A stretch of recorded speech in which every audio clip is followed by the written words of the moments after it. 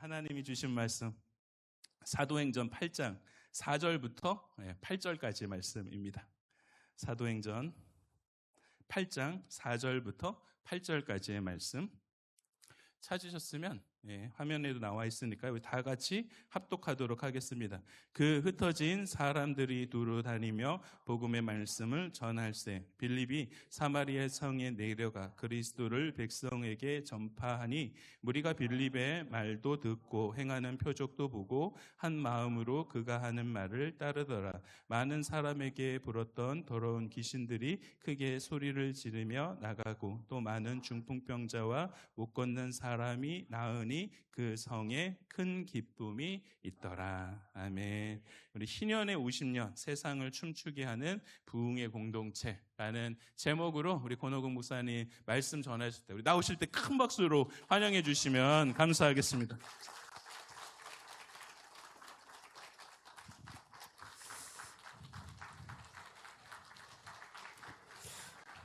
할렐루야.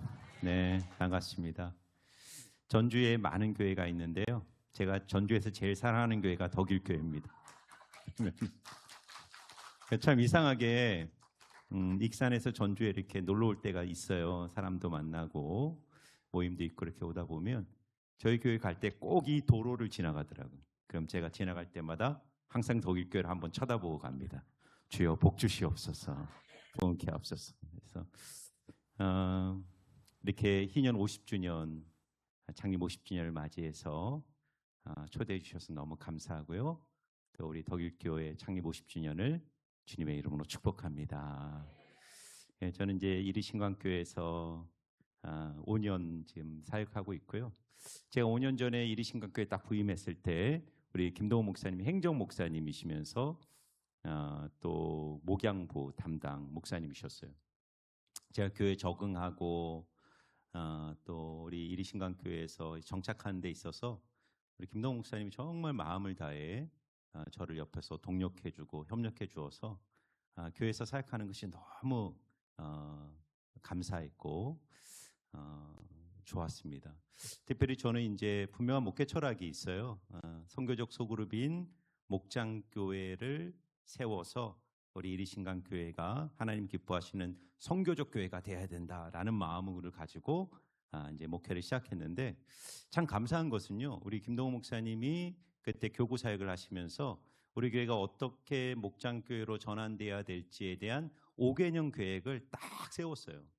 근데 지금 5년째잖아요. 보니까 하나님이 그 계획대로 하나하나 이루어 가신 것을 확인하면서 정말 하나님 위대하시다. 그리고 이렇게 교회를 건강하게 세우는 일에 우리 김동호 목사님 귀한 사역 해주신 것이 늘 마음에 감사했고 그래서 오늘 사실 토요일 밤에 이렇게 온다는 것이 부담이 되지만 우리 김동호 목사님 초청해서 기쁜 마음으로 달려왔습니다. 네, 감사합니다. 박수여서 감사합니다.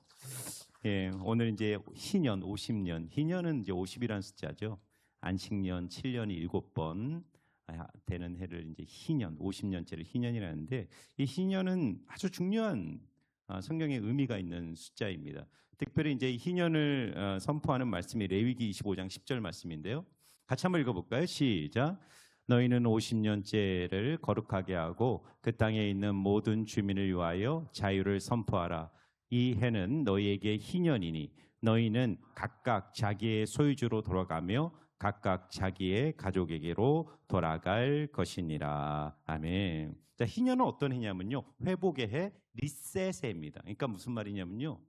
50년 동안 죄로 인해 깨어지고 부서졌던 모든 관계의 아픔들이 회복되고 하나님이 원래 원하셨던 그 하나님이 꿈꾸시는 상태로 리셋되는 해입니다. 그래서 빛이 탕감이 되고요. 땅이 원래 주인에게 돌아가고요. 종이 자유함을 얻고 병든 자들이 치유함을 얻는 해가 희년의 해인 거예요. 그래서 예수님이 이 땅에 오셨을 때 누가복음 5장을 보면 예수님이 나사렛 회당에 들어가셔서 이사야 말씀을 읽으시면서 이 공생애를 시작하시면서 자기의 사역 선언문을 선포하시는데 그 희년을 성취하게 왔다. 은혜의 해를 선포하러 왔다. 이렇게 말합니다. 주님의 성령이 내게 임하여 나를 보내사 포로된 자를 자유케 하고 눈먼 자를 보게 하고 갇힌 자를 정말 풀어주게 하시는 그 하나님의 자유의 해, 희년의 성취자로 예수님이 오셨다. 그래서 여러분, 여러분들의 인생 속에 예수님을 믿고 예수님을 받아들인다는 것은 여러분의 인생에 희년의 역사가 회복되는 은혜가 임할 줄 믿습니다. 우리 덕일교회도 마찬가지예요. 올해 50년 어떤 해가 되어야 됩니까? 50년의 역사를 기억하고 감사함으로 끝나는 것이 아니라 새로운 리셋, 하나님이 원래 이 덕일교회에 갖고 계신 꿈, 하나님이 갖고 계신 그 비전을 붙들고 새롭게 출발하는 비전의 새로운 원년이 되기를 축복합니다. 근데 여러분, 거기서 정말 중요한 것이 있어요. 우리 교회도요. 우리 교회는 이제 우리 덕일교회는 50년, 이리신강교회는 올해가 80년입니다. 그래서 올해 표를 어떻게 줬냐면 은혜 80, 성교 100년 이렇게 전환했습니다. 이렇게 전통교회, 이제 덕일교회도 어떻게 보면 오랫동안 역사가 있는 전통교회고요. 우리 이리신강교회도 80년의 전통이 있는 교회인데 이 전통교회는요, 어떤 순간에 갈림길에 서게 됩니다. 특별히 우리 덕일교회도 마찬가지. 이 50년이요, 어떻게 보면 여러분의 교회 역사 속에 매우 중요한 분기점이 될 거라고 생각합니다. 그러니까 저는요, 굉장히 지금 어떻게 보면 우리 이리신강교회를 생각하면서 마음의 긴장감을 가지고 목회를 합니다. 그것은 뭐냐면, 여러분, 이 전통이 긴 교회는 둘 중에 하나입니다. 그 과거의 역사와 전통을 자랑 삼아 성을 쌓는 교회가 될 것이냐, 아니면 과거의 자랑과 기억을 해체하여 미래로 나아가는 길을 닦는 교회가 될 것인가를 결정하는 것입니다. 그러니까 성을 쌓으면 안전하죠. 그리고 화려합니다. 그런데 교회가 그 안에 갇혀요. 생명력이 죽는 것입니다. 교회는 길을 닦아야 돼요. 하나님의 나라, 하나님의 세상, 미래를 향한 길을 닦아서 교회를 통해 하나님의 은혜가 세상에 흘러가는 선교적 사명을 감당하는 교회가 되어야 됩니다. 그래서 어떤 선교 신학자들은 교회를 두 종류의 교회가 있다 그래요. 따라해 보세요. 액체교회, 두 번째는 고체교회. 어떤 교회가 좋은 교회 같습니까? 액체교회죠. 액체교회. 그래서 여러분, 성경에 보면요, 창세기부터 요한계시록까지 하나님의 나라를 상징하는 매우 중요한 이미지가 뭐냐면 강입니다. 강. 그래서 창세기 1장과 2장을 보면 에덴의 중앙에서부터 하나님의 강이 흘러가는 것이 나옵니다. 이게 하나님의 통치를 상징하는, 액체가 흘러가죠. 하나님의 통치가 흘러가는 세상이에요. 그리고 에스겔서를 가면 유명한 환상이 나옵니다. 성전 문지방으로부터 강물이 흘러나와서 발을 덮고 발목을 덮고 무릎을 덮고 허리를 덮고 세상을 덮는 환상을 꾼단 말이에요. 그것이 하나님의 통치가 회복된 세상을 에스겔이 보는 것입니다. 그리고 요한계시록의 마지막 환상은 뭐죠? 하나님의 보좌로부터 하나님의 강물이 흘러나와 온 세상을 덮는 그런 이미지로, 그러니까 성경의 시작과 중간과 마지막에 다 온 세상을 덮는 강. 이게 뭐냐? 교회가 액체교회로서 이 세상 속에 하나님의 은혜를 흘러보내야 되는 것이죠. 여러분, 오늘 우리는 성을 쌓는 교회로 도태될 것인가, 아니면 길을 닦는 하나님의 그런 위대한 교회로 살아날 것인가를 결정하는 매우 중요한 분기점에 있어요. 여러분, 우리가 어떻게 길을 닦는 교회가 될 수 있는가? 심플하게 대답을 주면요, 그것은 뭐냐? 여러분의 교회가 선교적 교회가 되기를 주의 이름으로 축원합니다. 선교적 교회가 돼야 돼요.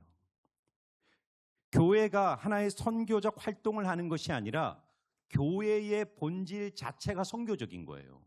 그래서 에밀 브루너라는 신학자는 불은 타오름으로 존재하듯이 교회는 선교로 존재한다고 말했어요. 교회가 선교적이 된다는 것은 다른 게 아닙니다. 교회의 모든 열정, 교회의 에너지, 교회의 파워, 교회의 능력을 교회 안에 가두지 않고 교회 밖 세상으로 흘러보내는 거예요. 얼마나 그렇게 많이 흘러보내실 것인가가 그 교회를 선교적 교회로 세워가는 매우 중요한 결정을 갖는 것입니다. 저는 우리 교회가 올해 80년을 맞이하면서 그 고민을 하고 있어요. 우리 교회를 어떻게 선교적으로 더 바꿔갈 것인가.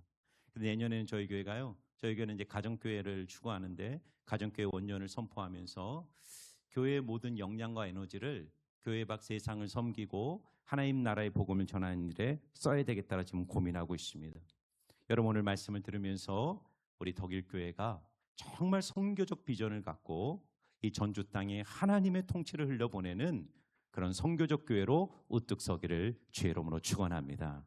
어떻게 선교적 교회로 설 수 있는가? 첫 번째는요, 안주할 것인가 흩어질 것인가 고민해야 됩니다. 성장하는 개입이나 기업의 공통점이 있어요. 어떤 기업, 어떤 성장, 어떤 기업, 개인, 조직 성장하는 데는 뭐냐면 끊임없이 혁신합니다. 끊임없이 자기를 바꿔가는 것입니다. 혁신할 때 이 혁신에 있어서 가장 중요한 질문이 뭐냐면 우리 공동체의 정신과 문화는 본질에 부합한가를 물어야 됩니다. 그러니까 선교적 교회가 될 때 두 가지 고민이 있는 거예요. 교회의 본질적 사명이 뭔가? 교회는 왜 존재하는가? 하나님이 왜 이 전주 땅에 우리 덕일교회를 세우셨는가? 존재론적 본질을 물어야 돼요. 왜냐하면 이 질문이 없으면요, 교회는 언제나 전통과 과거의 그 관습에 묶일 수밖에 없어요. 그러니까 에너지가 교회 안에서 다 소모되는 것입니다. 그래서 끊임없이 물어야 돼. 하나님이 왜 우리를 존재하게 하는가? 그리스도인으로서 나, 그리고 이 교회가 이 땅에 존재하는 이유가 무엇인가를 물어야 하는 것입니다. 여러분 우리가 읽은 이 사도행전 8장은 매우 중요한 사건이에요. 여러분 초대교회가 사도행전 2장에 성령이 강림하시면서 탄생하죠.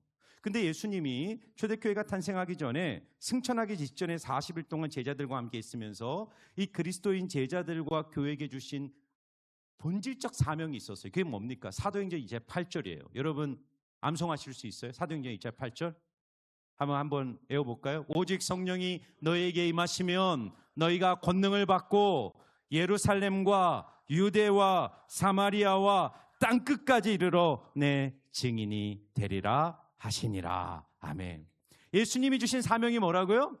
예루살렘, 유대, 사마리아 땅끝까지 끊임없이 흘러가는 교회가 되라는 거예요. 끊임없이 하나님의 사명을 흘러보내는 선교적 교회가 되라. 이것이 하나님이 주시는 본질적 사명이었습니다.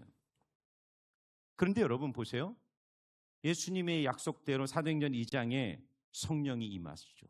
성령이 임하시면 권능을 받으라 그랬잖아요. 그 약속대로 성령이 찾아오세요. 초대교회가 탄생합니다. 액체교회가 되어야 됐어요. 흘러갔어야 됩니다. 그런데 보세요. 초대교회가 어떻게 합니까? 성령을 받았지만 초대교회는 움직이지 않아요. 예루살렘을 벗어나지 않습니다. 고체교회로 굳어져요. 왜 그럴까요? 이유가 뭘까요? 우리끼리 너무 좋은 거예요. 사도행 2장을 보면요, 초대교회가 날마다 집에서 떡을 떼고 유무상통하고 하나님을 찬미하고 기쁨이 충만하더라. 너무 좋은 거예요. 그냥 우리끼리 있는 것이 천국인 거예요. 그러니까 어느 순간 이 초대교회 안에 뭘 잃어버렸냐면 하나님이 주신 선교적 사명을 상실한 것입니다.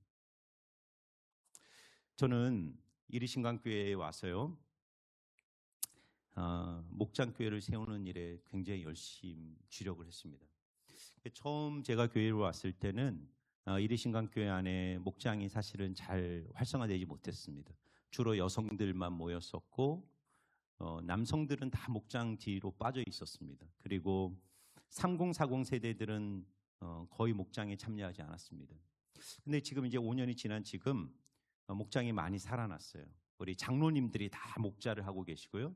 또 장로님들이 목자를 케어하는 초원지기로 섬기고 있고, 또 제일 목장이 지금 잘 되는 세대가 3040 세대예요. 가정에서 매주 모여서 떡을 나누고 음식을 나누면서 정말 이 젊은 세대들이 목장 안에서 기쁨을 누리고 있어요. 그런데 제가 아까도 얘기했지만요, 그런 모습을 보면서 제 마음에 깊은 위기의식이 있어요. 그 위기의식이 뭐냐면 우리끼리 좋은 공동체가 되어 굳어지는 것 아닌가? 이 두려움이 있습니다. 여러분, 소그룹이 잘 되는 게 중요한 게 아닙니다. 우리끼리 잘 모이는 것, 이게 first 중요해요. 그런데 아까도 얘기했듯이 예루살렘과 유대와 사마리아 땅끝까지 가라는 주님의 사명의식을 잃어버리잖아요. 우리끼리 좋은 공동체는 어느 순간 굳어집니다. 생명력을 잃어버리기 시작합니다. 영적인 파워를 잃어버려요. 친목단체로 조금씩 바뀔 수 있는 위험이 있습니다. 그래서 여러분, 교회가 살아나는 것, 소그룹이 살아나는 것, 목장이 살아나는 것은요, 열쇠가 뭐냐면 이 소그룹이 선교적 사명의식을 갖고 영혼을 품는 일들이 일어나야 됩니다. 생명을 구원하는 일들이 일어나요. 여러분 지금 목장 모임 모이고 계시죠? 여러분은 목장 안에서 영혼을 품고 기도하시기를 주의 이름으로 축원합니다. 여러분의 목장을 통해서 생명이 살아나는 일들이 일어나기를 축복합니다. 그래야지 여러분이 살아요. 그리고 이 지역이 살고 교회가 살아나는 은혜를 경험하게 되는 거예요. 여러분, 제가 참 인상 깊게 들었던 한 이야기가 있어요. 미국의 조직 신학자였던 시오도르 웨델이라는 분이 이 시대의 교회를 어떻게 이런 이야기를 들려줬어요. 어떤 위험한 해안가가 있었어요. 암초가 있어가지고 지나가는 배가 그 암초에 부딪혀서 난파가 되면서 많은 사람들이 해안가에서 목숨을 잃는 그런 일들이 일어났어요. 그걸 안타까워하던 어떤 사람들이요, 그 해안가 옆에 아주 초라한 인명구조소를 만든 겁니다. 그냥 오두막같이 만든 거예요.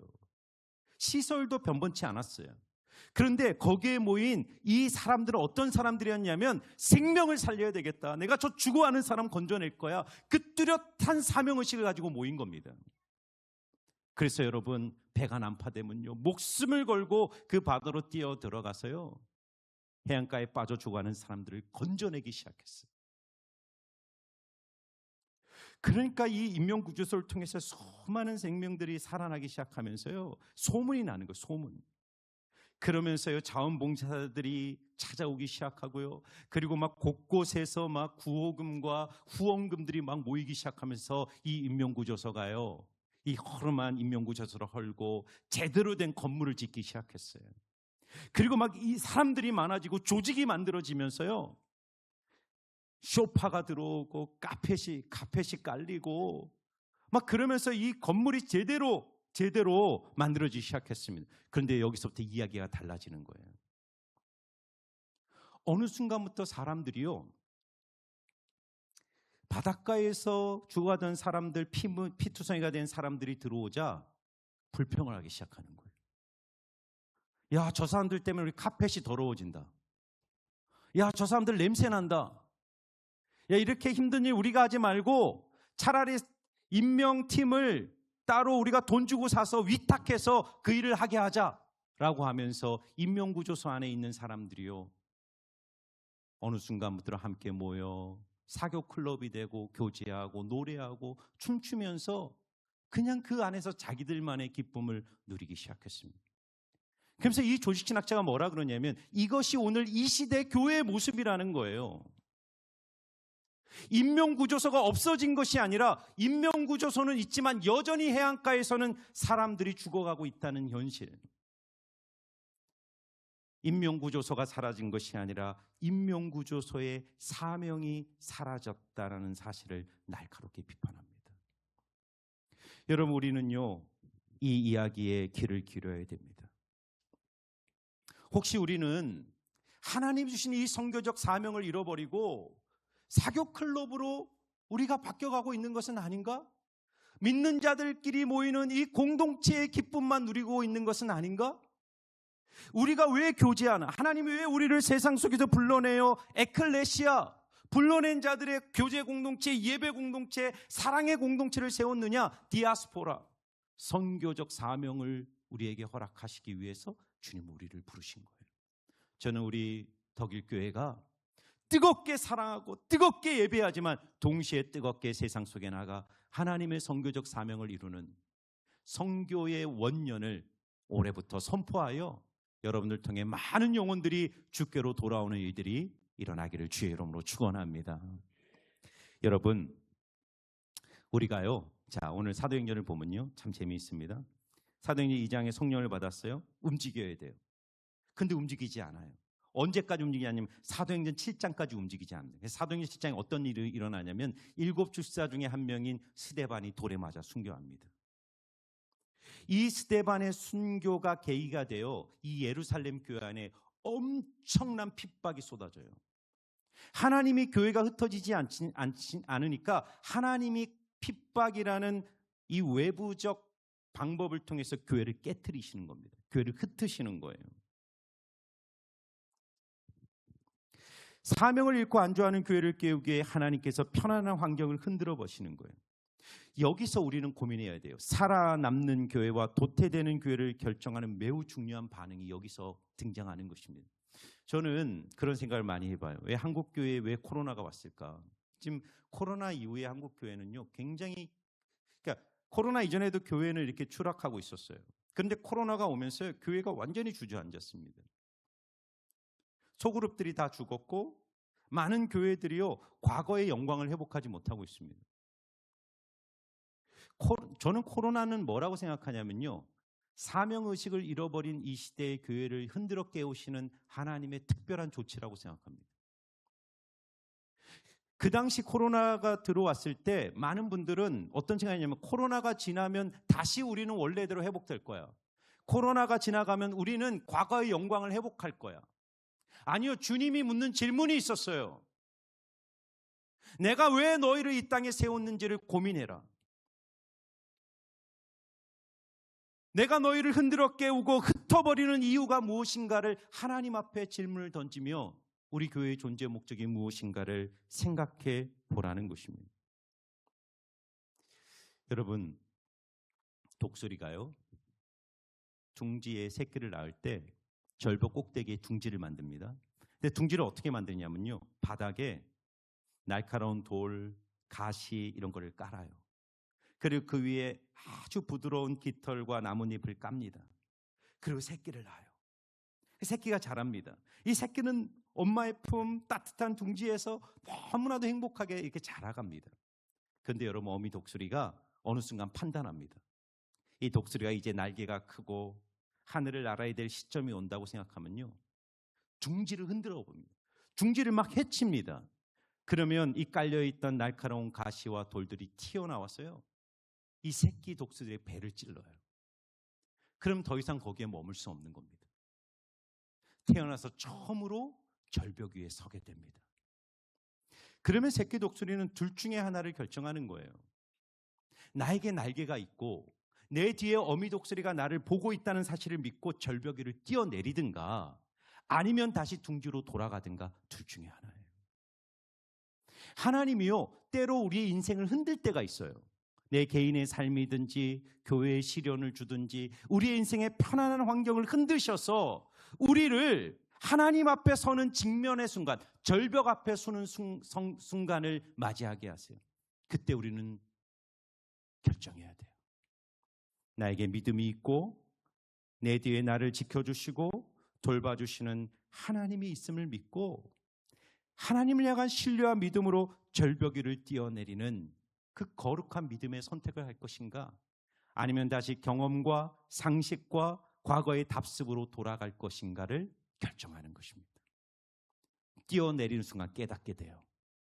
내가 하늘을 날 수 있구나. 둥지가 전부가 아니라 내 인생에 하나님의 위대한 세계가 열려 있구나라는 것을 발견하게 됩니다. 저는 여러분들에게 주의 이름으로 축복하기를 원합니다. 우리 김동호 목사님은요, 비전이 있어요. 이 덕일교회를 향하여 하나님이 이루고자 하는 그 위대한 비전과 꿈을 갖고 목회를 하고 있어요. 김동호 목사님이 비전을 제시할 때 두려워하지 말고, 하나님이 여러분에게 믿음을 주셨고 살아계신 하나님이 여러분과 함께 하심을 믿고 담대히 믿음으로 도전하고 절벽 위를 뛰어내리는 믿음의 공동체가 되기를 주의 이름으로 축복합니다. 그러면 덕일교회를 통해 하나님의 놀라운 하나님의 세계가 여러분의 믿음을 통해 이 땅 가운데 펼쳐지게 될 줄 믿습니다. 그래서 여러분, 자, 오늘 하나님께서 우리를 안락함에서 사명으로 밀어내실 때 우리의 반응이 중요한 거예요. 그래서 1절과 4절 한번 보세요. 우리 다시 한번 1절과 4절 한번 같이 읽어보겠습니다. 시작. 사울은 그가 죽임을 당함을 마땅히 여기더라. 그날에 예루살렘에 있는 교회에 큰 박해가 있어 사도 외에는 다 유대와 사마리아 모든 땅으로 흩어지니라. 그 흩어진 사람들이 두루 다니며 복음의 말씀을 전할세. 아멘. 아까 말씀드린 것처럼요, 스데반의 설교를 통해 순교를 당하고 초대교회 안에, 예루살렘 교회 안에 엄청난 박해가 오는 거예요. 헤어지기 싫었지만 흩어지기 시작했어요. 여기서 흩어졌다라는 단어를 주목해 보세요. 흩어졌다. 예루살렘 교회에 있던 유대 그리스도인들이 떨어지고 싶지 않았지만 강제적인 압력에 의해서 예루살렘 교회에서 흩어져서 유대와 사마리아와 안디옥과 이방 세계로 뿔뿔이 흩어지기 시작했어요. 여러분, 이 구약 유대의 역사 속에서 유대인들에게 흩어졌다는 단어는요, 절망과 고통의 단어입니다. 이거를 전문 용어로 디아스포라라고 그래요. 디아스포라. 그러니까 지금 우리가 디아스포라라 그러면 외국에 살고 있는 이민자들을 디아스포라, 특별히 유대인들, 2000년 동안 전 세계에 흩어져 살았던 유대인들을 디아스포라라 그럽니다. 그러니까 유대인들에게 이 흩어졌다, 디아스포라라는 단어는요, 저주와 절망의 단어입니다. 왜냐하면 구약시대 때 하나님이 뭐라 그러냐면, 너희가 우상 숭배하고 말씀에 순종하지 않고 너희들이 범죄하면 내가 너희들을 이 땅에서 옮겨 전 세계에 흩어버린다. 그래서 구약의 역사를 보면요, 이스라엘 백성 끊임없이 침략을 받잖아요. 페르시아, 바벨론, 그리고 헬라, 로마 제국의 침략을 받으면서 이스라엘 백성은 전 세계에 뿔뿔이 흩어요. 디아스포라. 그 유대인들은 디아스포라라는 단어만 들으면 경기가 날 정도로 싫은 단어예요. 오늘 유대 그리스도인들, 예루살렘에 살던 복음을 듣고 회심한 그리스도인들이 그 디아스포라의 처지에 떨어진 거예요. 그런데 보세요, 이들이요, 그 절망과 저주의 단어를 사명의 언어로 바꿔버려요. 그래서 오늘날 교회를 헬라어로 에클레시아라고 하기도 하고 디아스포라라고 하는 거예요. 디아스포라는 영광의 단어가 된 거예요. 누구를 통해? 흩어진 초대교회 그리스도인들을 통해. 여러분, 이들이 흩어진 상황 속에서 뭘 하는 걸 보세요. 저주하고 원망하고 불평하고 낙심하는 게 아니라, 오늘 말씀을 보니까 1장 4절에 그들이 흩어진 곳에서 복음을 전하니라. 할렐루야. 복음을 전하기 시작하는 거예요. 여러분, 포로와 프로의 차이가 뭔지 아세요? 포로와 프로, 점 하나 틀려요, 그죠? 근데 프로는요, 자유인입니다. 내면의 전문성과 능력이 있어서 어떤 상황 속에서도 자기 내면의 지식과 전문성을 가지고 상황을 바꾸고 상황을 주도하는 전문인, 이게 프로죠. 반면에 포로는요, 묶여 있어요. 상황에 묶인 사람이에요. 다니엘을 보세요. 다니엘은 바벨론 침략에 의해서 바벨론 땅에 포로로 끌려갑니다. 근데 다니엘은 놀라운 것은 뭐냐면요, 포로라는 현실 속에서 프로로 인생을 살아냅니다. 바벨론 땅에서 원망하고 저주하고 낙심하지 않아요. 다니엘은 참 놀라운 사람입니다. 하나님이 없는 이방 땅에 가서 제국이 2번 바뀌면서도 그 제국의 정점, 권력의 정점에서 한 번도 떨어져 본 적이 없는 사람이에요.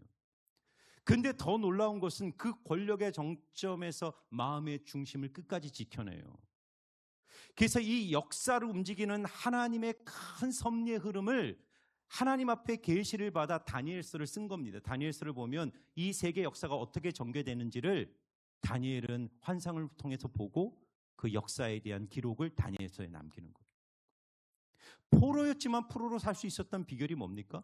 다니엘은 환경에 묶이지 않았어요. 상황에 묶이지 않았어요. 그는 날마다 3번 예루살렘을 향하여 기도하면서 하나님의 마음, 하나님의 시선을 가지고 상황을 주도하는 영적 프로로 살아낸 것입니다. 저는 여러분들이요, 상황의 노예, 상황의 포로가 아니라 여러분의 믿음과 하나님이 주시는 지혜를 가지고 상황을 주도하고 바꿔낼 수 있는 하나님 나라의 영적 프로가 되시기를 주의 이름으로 축원합니다. 그래서 여러분, 이거 정말 중요해요. 잘 들어보세요. 사람은요, 딱 2 종류입니다. 어떤 사람은요, 상황의식에 묶여서 살아가요. 그러니까 사람은요, 내가 어떤 의식을 가지고 사느냐가 그 사람의 인생을 결정하는데, 많은 사람들, 특별히 하나님이 없는 사람들은 상황의식을 따라 살아요. 상황의식이라는 게 뭐냐면 내가 처한 상황이 내 인생을 결정한다는 거예요. 내 인생의 불행, 내 인생의 행복은 상황이 결정한다. 내가 가고 싶은 공간, 내가 있고 싶은 환경 속에 내가 들어가는 것이 행복이라고 생각하는 거예요.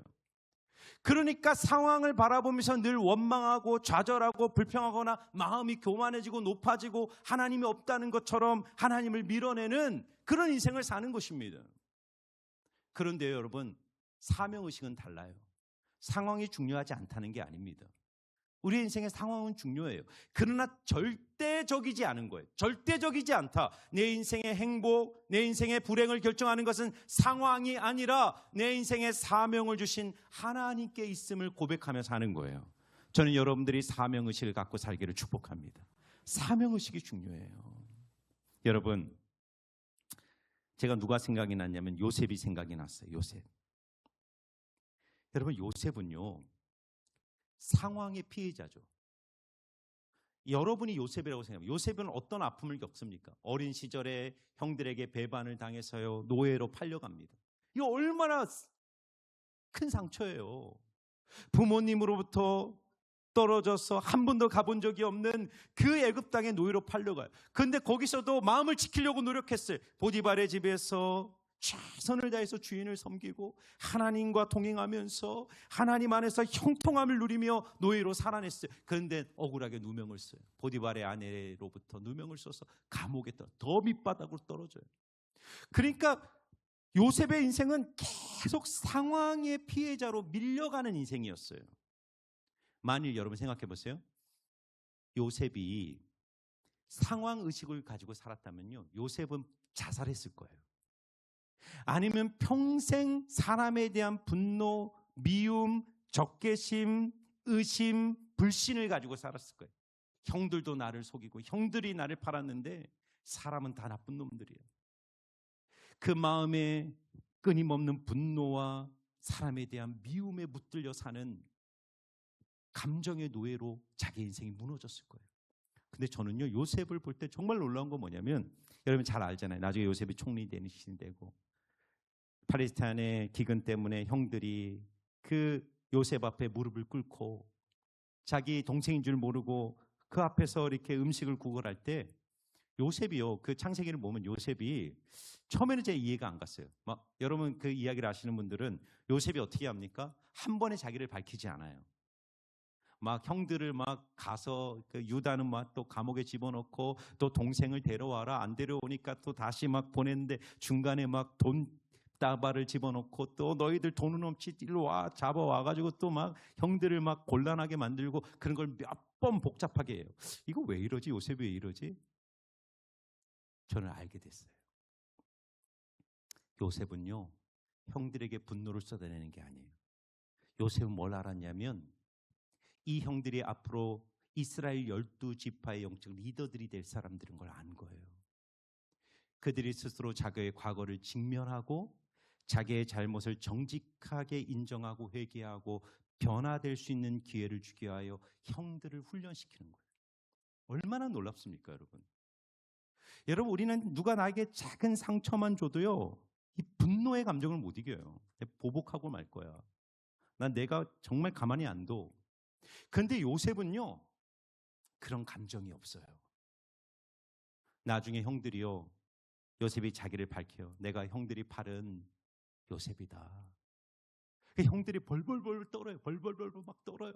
그러니까 요셉이 형들에게 뭐라 그러냐면, 두려워하지 마소서, 염려하지 마소서. 형들이 나를 팔아 이곳에 보낸 것은 맞지만 형들이 나를 보낸 것이 아니라 하나님께서 형들과 이 세계를 기근으로부터 건져내기 위하여 하나님께서 나를 형들보다 먼저 이곳에 보내었나이다. 이렇게 말합니다. 뭡니까? 사명의식이에요. 사명의식. 사람이 사명의식을 가지면요, 인생의 큰 그림이 보이기 시작합니다.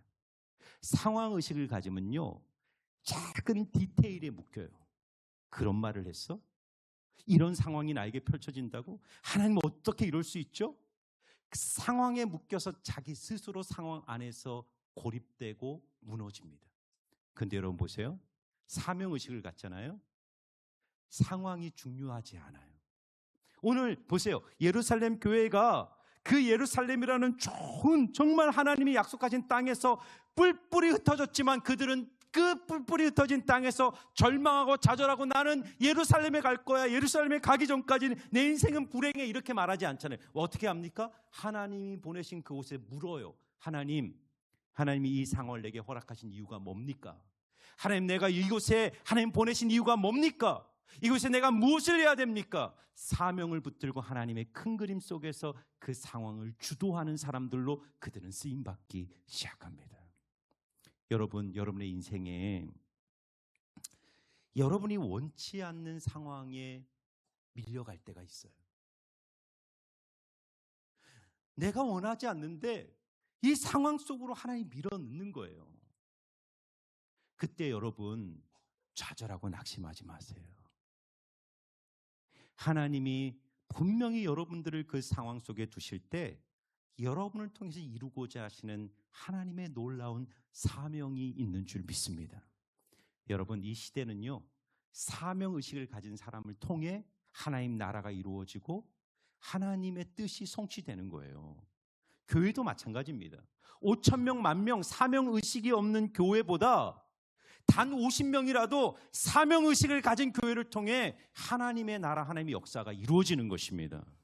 덕일교회는요, 여러분이 사명의식을 갖고 한 공동체를 이룬다면요, 여러분들은요 1,000명, 10,000명 교회보다 더 위대한 교회가 될 줄 믿습니다. 여러분, 저는요 이 사도행전을 보면서 참 놀라는 것이 있어요. 사도행전 1장 8절에 예수님 승찬하면서 오직 성령이 하신 너의 권은 그 예루살렘, 유대와 사마리아 땅 끝까지 내 증인이 되라. 이게 분명한 사명이란 말이에요. 그런데 누가 그 사명에 순종하냐면 12명의 사도는 누구도 순종하지 않아요. 누구도 그 사명에 반응하지 않아요. 근데 누가 반응해서 가장 먼저 사마리아 땅에 들어가냐면요, 빌립이라는 집사님이 들어갑니다. 여러분, 사도행전 6장에 어떤 일이 벌어지냐면 초대교회가 구제 문제로 인해서요 교회 갈등이 생겨요. 팔레스타인 땅에 태어난 히브리파 유대인과 외국에서 태어난 헬라파 유대인들이 이 예루살렘 교회에 공존해 있었어요. 그러니까 헬라파 유대인들은 외국에서 이 열린 문화, 다문화, 그러니까 이 외국 문화에 열려 있는 그런 사람들이고, 히브리파 유대인들은 그 땅에 태어나서 히브리어를 쓰는 전통적인 유대인들이에요. 근데 구제를 하는데 구제금이 헬라파 유대인 과부들에게는 안 가고 자꾸 이 유대파 그리스도인 과부애들에게만 전해지니까 이게 막 불평이 생긴 거예요. 그래서 사도들이 어떻게 하냐면 7 집사를 세워라. 우리는 말씀과 기도하는 일에 전무할 것이다.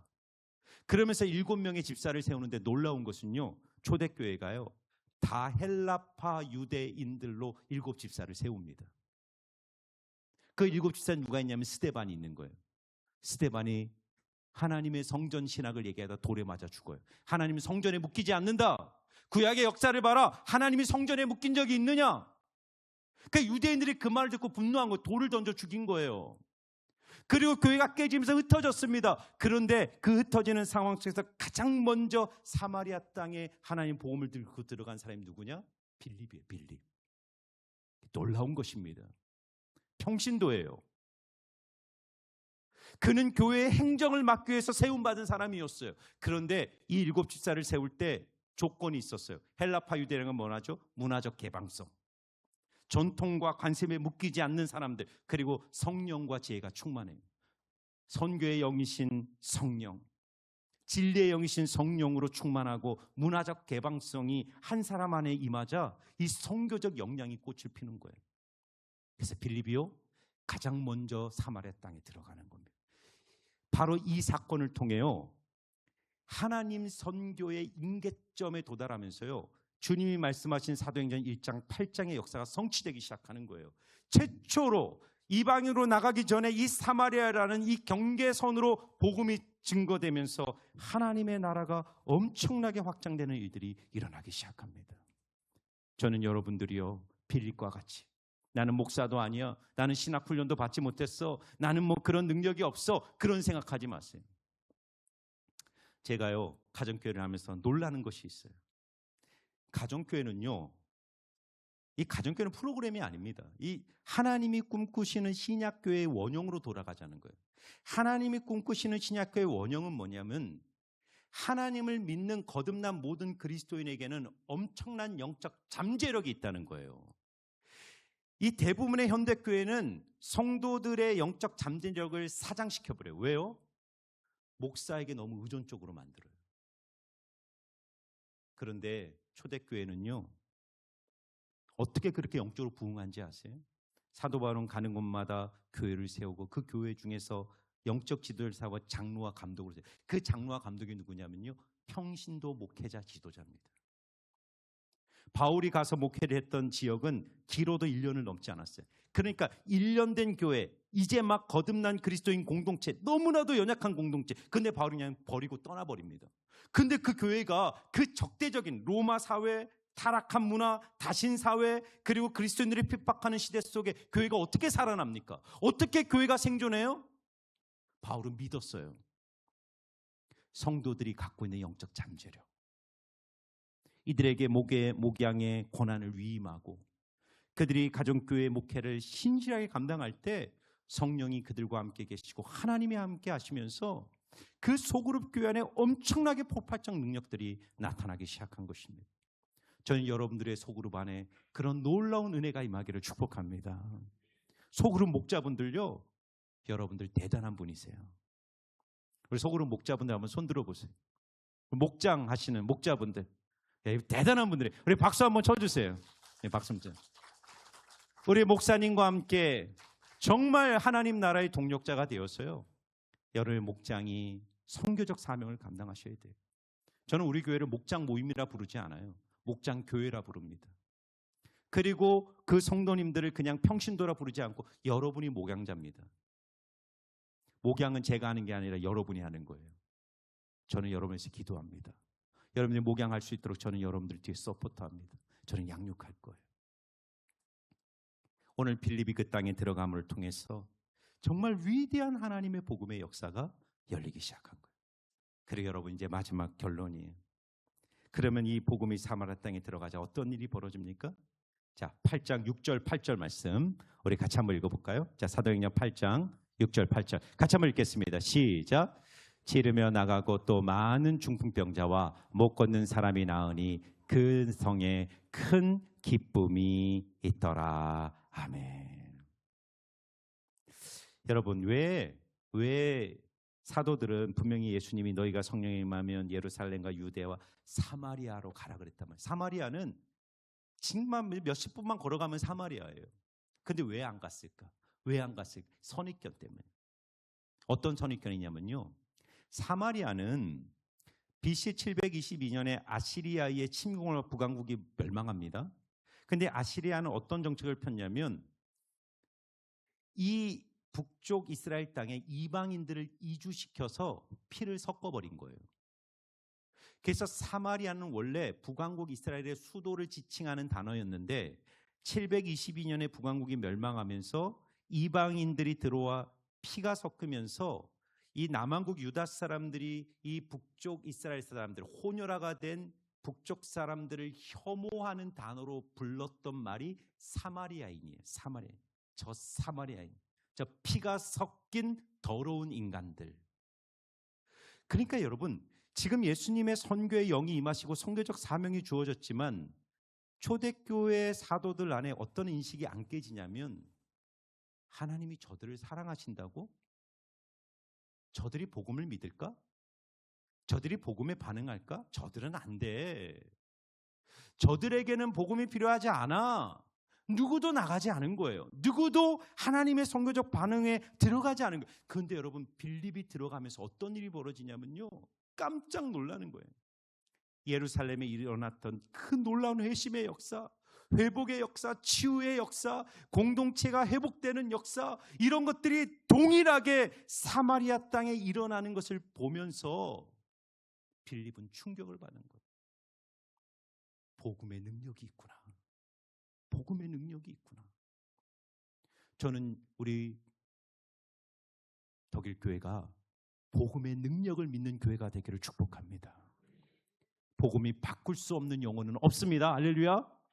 복음이 변화시킬 수 없는 사람은 없는 줄 믿습니다. 아무리 소망이 없어 보여도 저 사람은 안 돼, 저 사람 변할까? 아니요.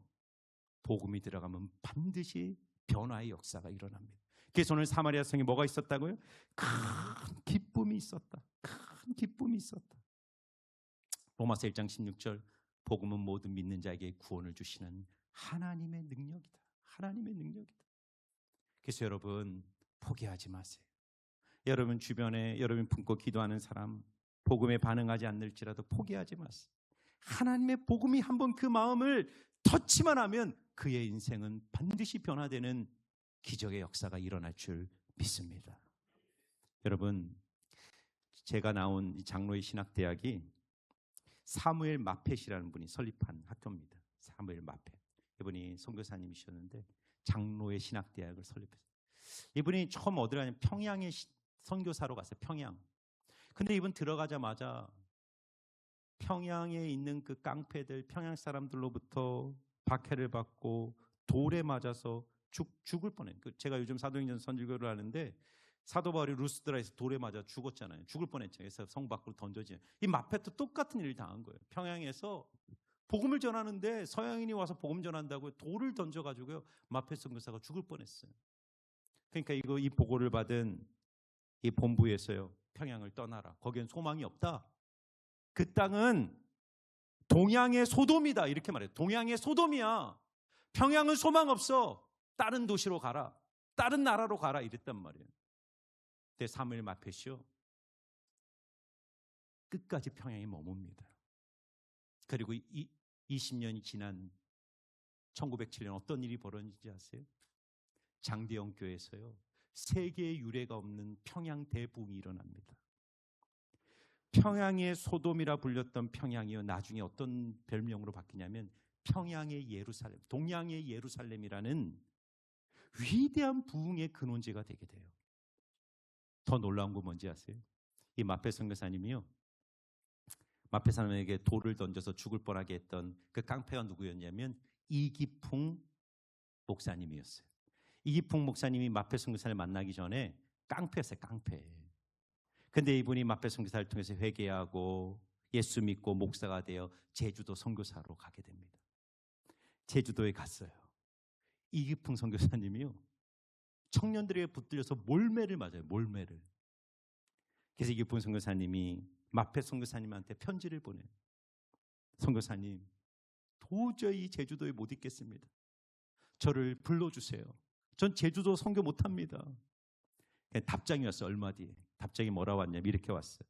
이기풍 선교사, 당신이 나를 때려서 난 상처가 아직 아물지 않았네.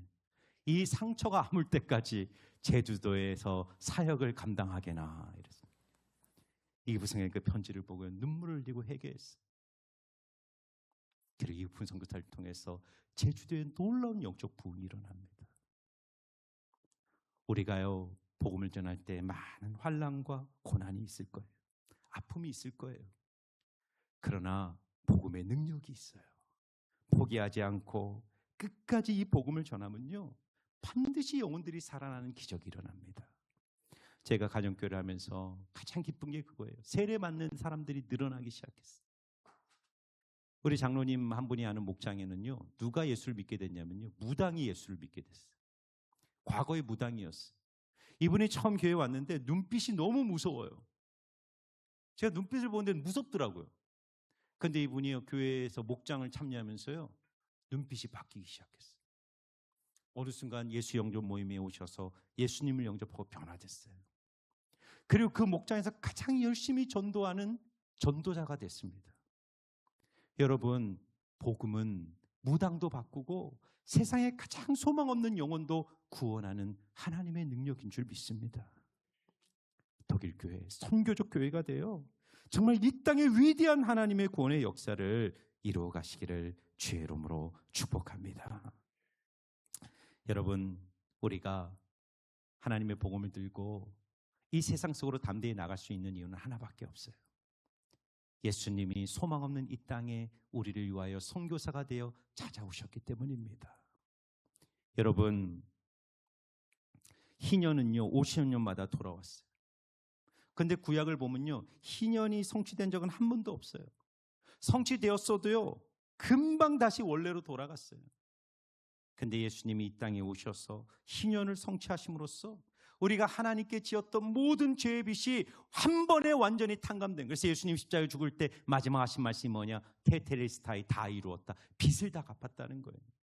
예수님이 우리가 하나님께 진 죄의 빚을 한 번에 다 탕감해 주신 줄 믿습니다. 사랑하는 여러분, 우리는요 노예였어요. 죄인들이었어요. 심판의 자녀였어요. 근데 우리를 그런 노예로부터 해방시켜 준 정도가 아니라 예수님이 이 땅에 오셔서 우리를 영원한 하나님의 자녀로 삼아 주신 줄 믿습니다. 우리에게 땅을 주시는 정도가 아니라 우리의 마음속, 우리의 삶 속에 하나님의 나라를 가져오셨어요. 엄청난 은혜를 받은 우리예요. 그러므로 여러분, 우리 덕일교회 정말 이 십자가 복음의 감격을 가지고 이 전주에서 작지만 강력한 선교적 교회가 되어 이 전주 땅에 하나님의 복음을 흘려보내는 위대한 하나님의 교회, 희년의 성취를 이루어가는 그런 주님의 교회로 쓰임받기를 주의 이름으로 축원합니다. 기도하겠습니다. 오늘 주신 말씀을 듣고 한번 기도할 때, 하나님, 우리에게 선교적 사명을 주셨사오니 안주하고 머물지 않게 하시고 우리의 틀을 깨고 이제 담대히 나아가 복음의 능력을 가지고 세상에 하나님의 복음 전하여 생명 살리고 영혼 살리는 선교적 교회로 우리 공동체에 세워지게 하여 주옵소서.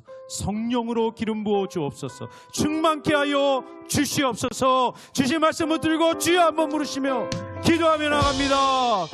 주여.